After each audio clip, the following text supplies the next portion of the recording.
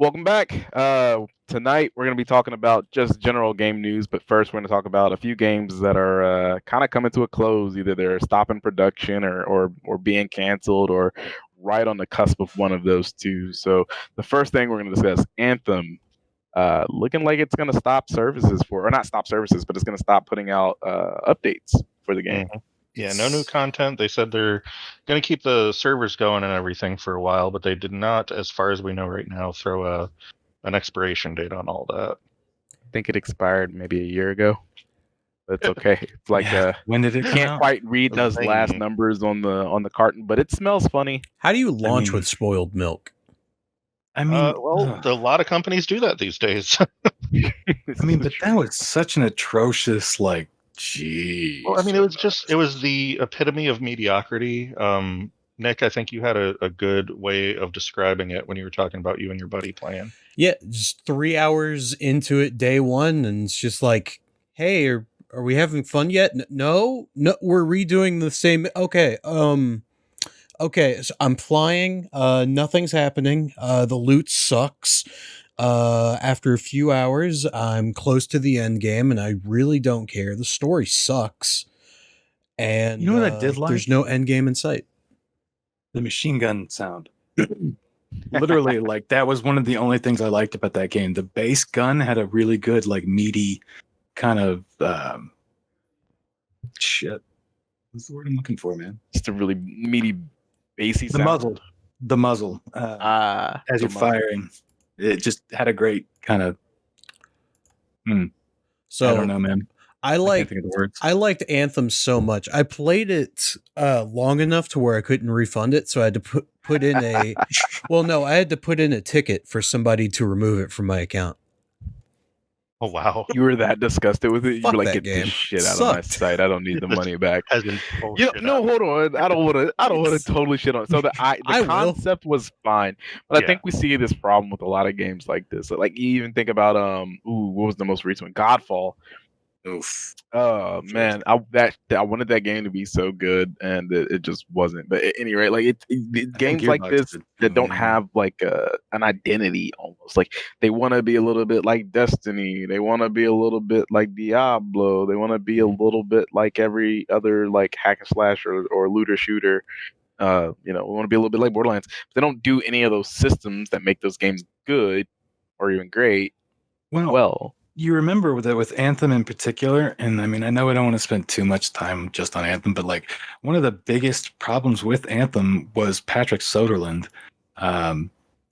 who shouldn't have been an executive at a gaming company. Like, he just didn't understand gaming. I'm sure he's actually very good just in the realm of general business, but he didn't understand gamers. And if you don't understand your audience, you're not going to do well. Speaking Go ahead. of dying games or games on the cusp of dying, Dying Light 2 seems like there's trouble in paradise there. What's going on with that? So there's a lot of different things happening with Dying Light 2, and now I don't want to say a lot of it is like COVID stuff, but I feel like indirectly COVID is having all this stuff happen where Dying Light 2 is having just all these speed bumps constantly, and now the producers are just kind of like, okay.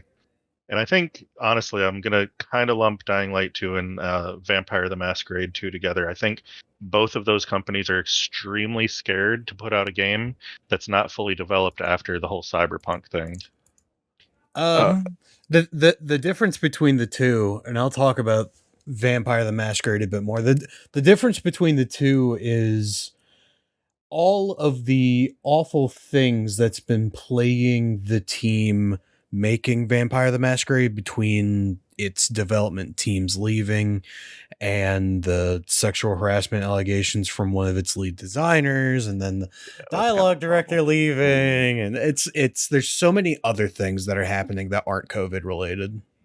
Yeah, I mean, and I'm not trying to blame COVID on everything here, but like certain things, I read something, I think it had to do with Dying Light 2, something about the producer's wife and like weird stuff, and I was just like, meh.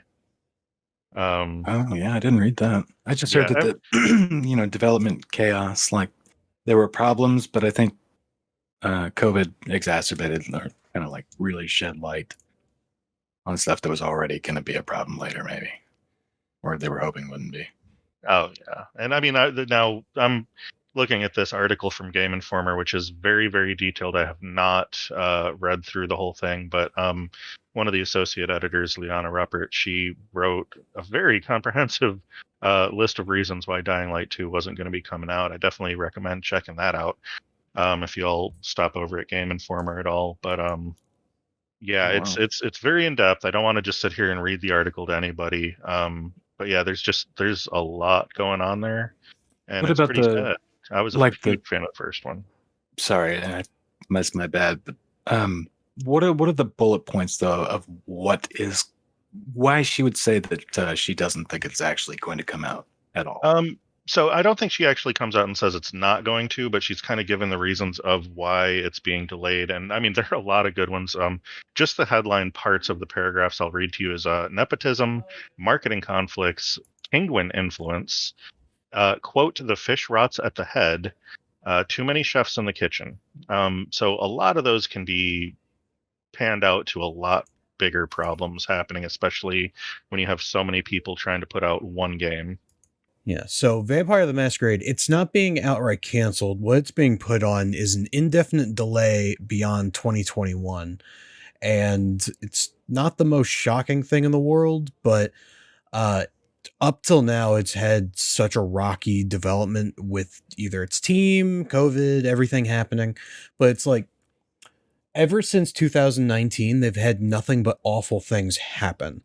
Because back in 2019, one of their lead designers had a sexual harassment allegation thrown against him that ended up being 100% true and legitimate.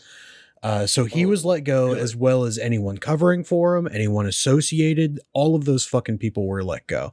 So large chunks of their lead staff that was, helping this guy out, trying to get away with silly shit like that, they were all let go.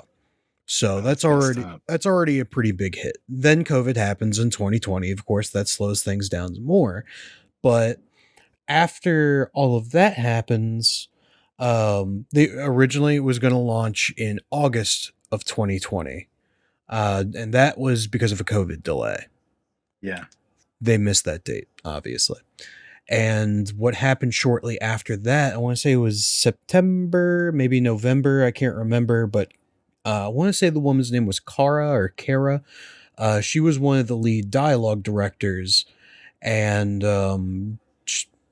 basically imagine one of your lead writers quitting. That's basically what happened. That was a late fall. I think you're right. Yeah, September late fall. sometime.